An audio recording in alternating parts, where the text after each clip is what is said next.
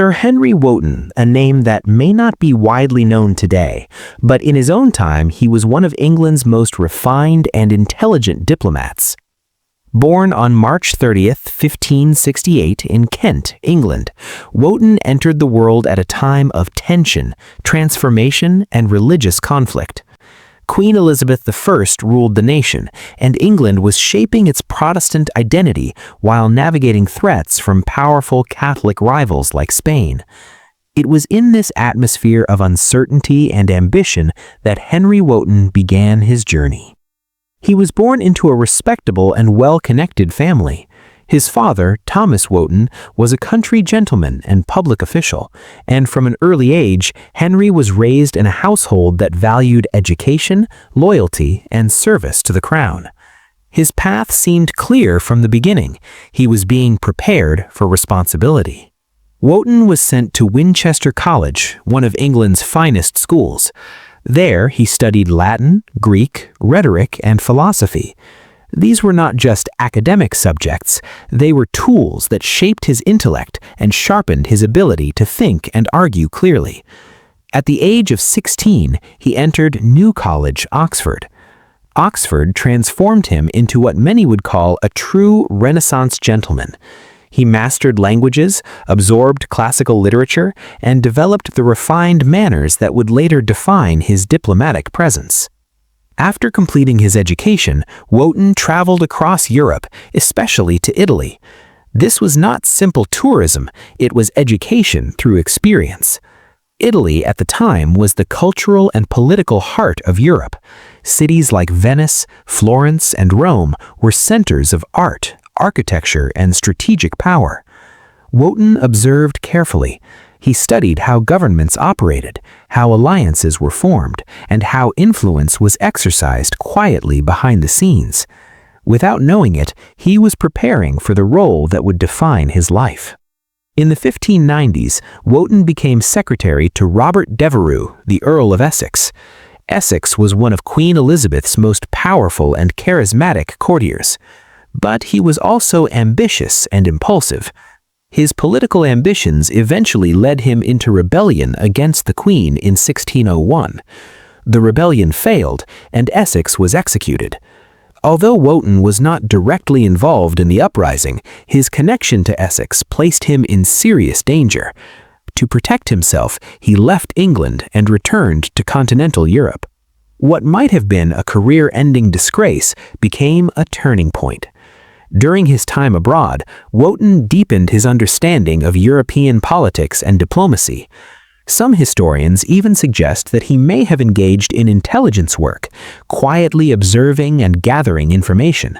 He refined his ability to move between courts, to speak carefully, and to understand that in politics, words can be as powerful as weapons. Everything changed in 1603 when Queen Elizabeth died and James VI of Scotland became James I of England. Wotton had previously shown loyalty to James, reportedly warning him of a potential threat before he ascended the English throne. That loyalty was remembered. In 1604, James appointed Henry Wotton as England's ambassador to the Republic of Venice, one of the most prestigious diplomatic positions in Europe. Venice was a powerful maritime republic, wealthy, strategic, and politically complex. It stood at the crossroads of Europe and maintained delicate relationships with both Catholic and Protestant powers. England, as a Protestant nation, saw Venice as an important ally, especially during conflicts with the papacy. Wotton's mission was not simple. He had to protect English trade interests, report political developments back to London, strengthen alliances, and navigate religious tensions carefully. He would serve as ambassador to Venice 3 times over nearly 20 decades. Diplomacy in the 17th century was not glamorous, it was dangerous. Ambassadors were observers, negotiators, and sometimes spies. Every conversation mattered. Every letter could change alliances. During the Venetian conflict with Pope Paul V, known as the Interdict Crisis, Wotton had to support Venice without provoking open confrontation. His success depended on balance and subtlety. It was during this diplomatic career that Wotton made the remark that would follow him forever. While visiting Germany, he wrote in a friend's album a sentence in Latin that later became famous: "An ambassador is an honest man sent abroad to lie for the good of his country." It was meant as witty wordplay, a clever reflection on the complexities of diplomacy. But when the quote spread, it caused outrage. Some believed he was openly admitting that diplomats practiced deception. King James was not pleased. Wotton was forced to apologize and explain that the statement had been humorous. Despite the controversy, the phrase survived and remains one of the most quoted definitions of diplomacy in history. Beyond politics, Wotton was deeply interested in art and architecture. His years in Italy exposed him to Renaissance design and theory. Later, he wrote The Elements of Architecture, one of the earliest English works to discuss architectural principles inspired by Italian Renaissance thought. Through this work, he helped bring continental ideas to England, influencing the cultural development of his homeland. He also wrote poetry. Though not a prolific poet, his verses reveal his inner philosophy. His most famous poem, The Character of a Happy Life, describes a man who lives with integrity, free from corruption and political manipulation. It praises moral independence and inner peace. The poem reflects a man who understood the pressures of court life, yet longed for simplicity and honesty. One of his closest intellectual connections was with the poet and clergyman John Donne. After Donne's death in 1631, Wotton wrote a biography titled A Short View of the Life and Death of Dr. Donne. This work became one of the earliest important accounts of Donne's life and helped preserve his legacy.